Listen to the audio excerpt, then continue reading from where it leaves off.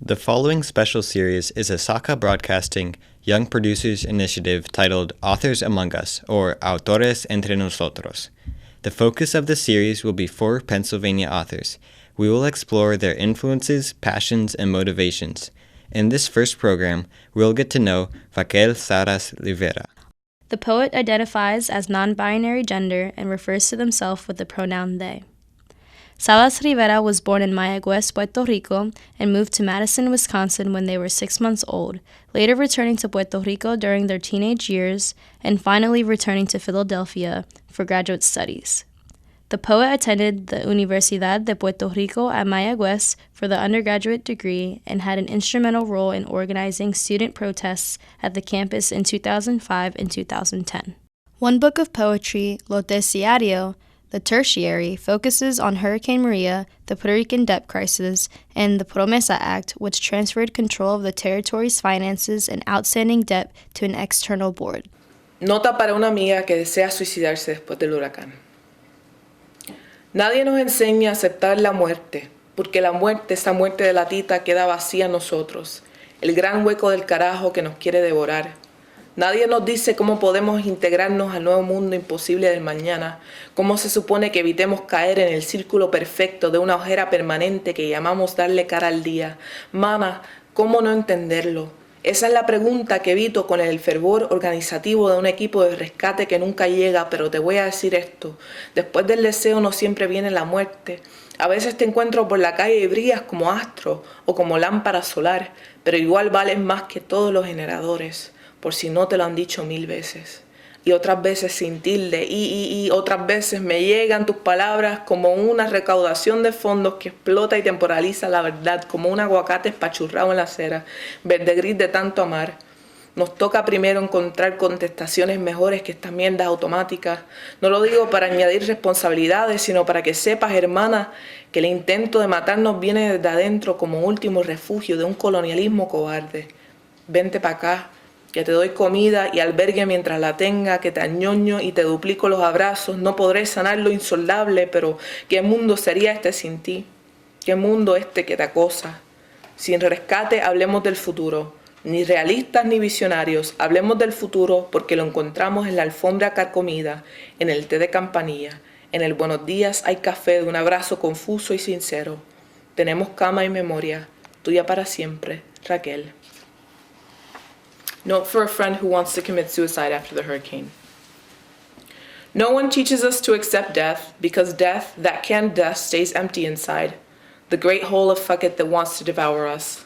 No one explains how we can become part of the impossible new world that is tomorrow, or how we are supposed to avoid falling into the perfect and permanent under-eye circle we call facing the day.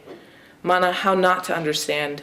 That is the question I avoid with the organizational fervor of a rescue team that never arrives. But I'll tell you this, desire isn't always followed by death. Sometimes I run into you in the street and you shine like an orb or a solar lamp, but you are still worth more than all the generators, in case you haven't been told 1,000 times. Other times without tilde, other times your words reach me like a fundraiser that explodes and temporalizes truth, like an espachurrao, squashed, flattened, spread aguacate on the sidewalk, green-gray from so much loving. We first have to find better answers than these automatic things. I don't say this to add responsibilities, but rather so that you know, sister, that the attempted murder comes from within, like the last refuge of a cowardly colonialism. Come here, and I'll give you food and shelter while I have it. Que tañoño will cuddle, spoil, hold, and rock and sing you, and will duplicate the hugs. I can't heal the fathomless, but what kind of world would this be without you? What kind of world is this that harasses you? Without rescue, let's speak of the future. Not as realists, not as visionaries. Let's speak of the future because we will find it in a moth-eaten rug, in the tea of the drunken tree. In the buenos dias there is coffee of a confused and sincere embrace. We have a bed and we remember. Yours forever, Raquel. Thank you.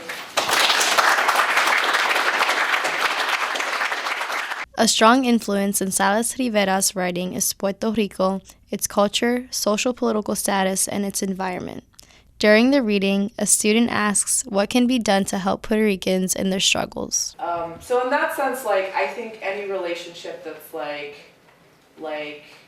oh, poor Puerto Ricans is not going to be helpful.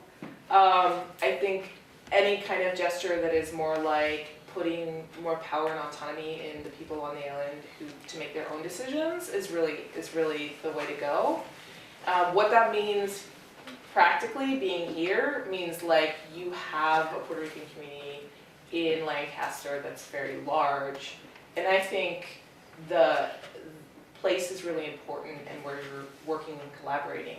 So like I would say, if you're really interested in helping, to reach out to like the Puerto Rican community, the organizations who are working with the Puerto Rican community in Lancaster, because a lot of Puerto Ricans from the island moved here and they're here. So it's not, I think it's an error to think of it like there's there and there's here, and those things are like separate. They're actually really intertwined, and I think that if you want to help like Puerto Ricans, you might start in your city with like folks who need real material help here with things like navigating the United States, coming from a place that speaks primarily Spanish, and which, there's a myth that Puerto Ricans are bilingual, but it's maybe like 12% of the population that's bilingual. Most Puerto Ricans can only speak Spanish. As I was working after the hurricane, one of the most difficult things was folks doing practical things like getting their ID, or like, just getting some basic services, because to navigate the world, y'all are taking a Spanish class, you know how hard it is to just say basic things. Imagine if your entire world was like that, and also you're confronted with constant hostility because you're not speaking the dominant language. In addition to Raquel's many awards and recognitions, they were named Poet Laureate of Philadelphia. Inspired by their work, an audience member at the Lancaster reading asks, "How do you write your poetry?" It's really hard to be like, I was thinking about this thing in a specific moment when I wrote this verse, because it's more like a trance when I write. But I do know it comes from where I feel the most.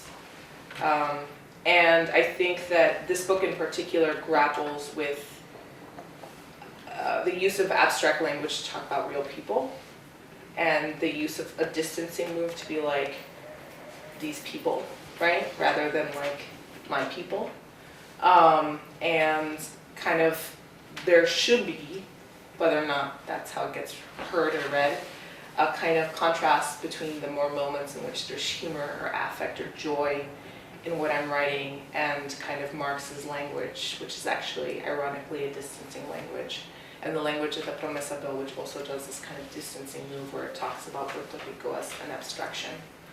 And I think that when we distance ourselves from something, it makes it easier to treat it like a thing. Finally, Raquel was asked to give an opinion on what should ultimately be the political status of Puerto Rico. Imagine how intense it is that the three major electoral political parties are all split up along the lines of how to answer this question. So like, my answer to that is that I believe in, if you were to ask back when the US became the US, if you were to ask or take a poll and be like, how many people in this colony of Britain believe that this should be its own country? Right? Like, what would that poll do? I don't know how to answer that. I think now, like, when we look at history, there's a way of narrating it because the U.S. became independent, right? So like now we have history books in the U.S. that narrate that independence as like a great revolutionary war. But maybe if Britain had won, it would be like a failed group of terrorists, right? And I think there's a similar relationship there. So rather than answer that question, I will say that I do believe that Puerto Ricans are the only ones that can answer that question.